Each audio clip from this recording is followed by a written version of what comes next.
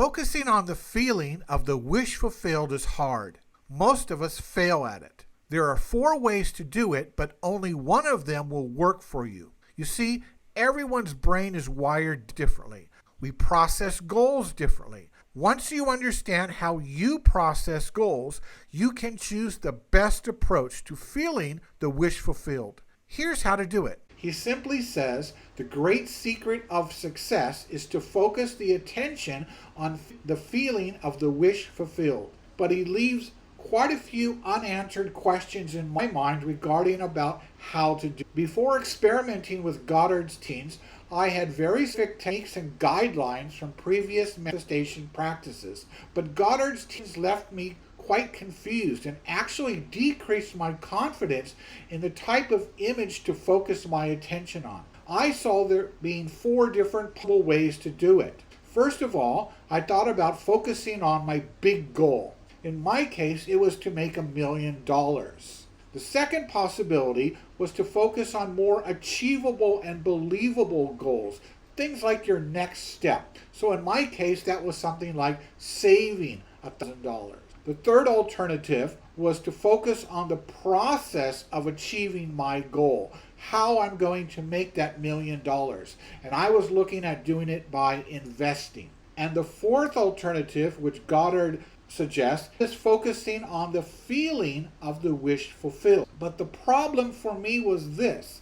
I'm quite visually oriented. I'm not very feeling oriented. So for me to generate feelings, it's best achieved by seeing some type of visuals. So Goddard's advice didn't resonate too well with me at first, but I did believe in what he was saying. I just needed a way to figure out how I can focus on those. So after loads of experimenting, this is what I found out. Quite simply, there's no best answer that's right for everyone.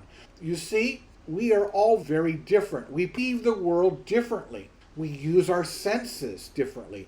We have different experiences, beliefs, and strengths, and we use these to frame our world views. So what's going to work for me may not work for the next guy.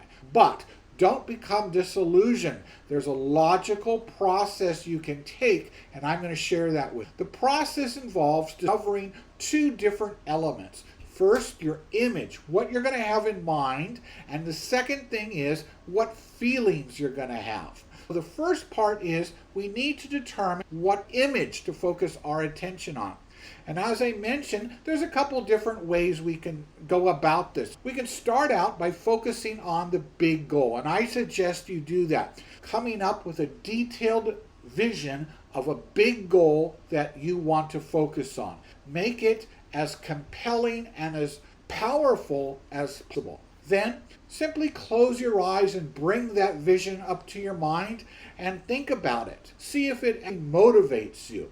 If you find that the big goal is either not that believable, that you feel deep inside that it's going to be hard to achieve, or it just doesn't seem that compelling, then I suggest you focus on a smaller, more achievable goal. Focus on the next step of the process or the next milestone towards your goal.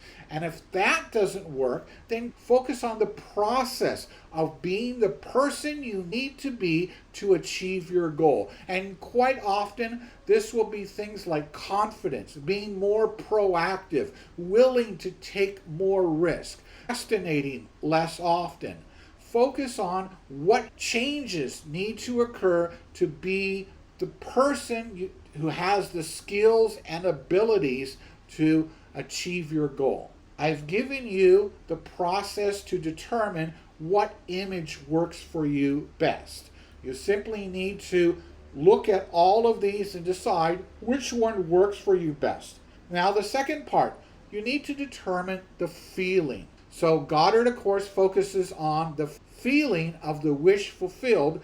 You need to come up with a lot of details and explore that feeling. Use the feeling you will experience when your wish is fulfilled based on your chosen image. And you might even want to write out the different feelings that you start to feel when you have that image in mind. So now you have 2 things. feelings and image.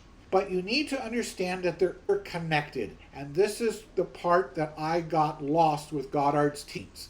It seemed to me that he was ignoring the image, but actually the image and the feelings are interconnected.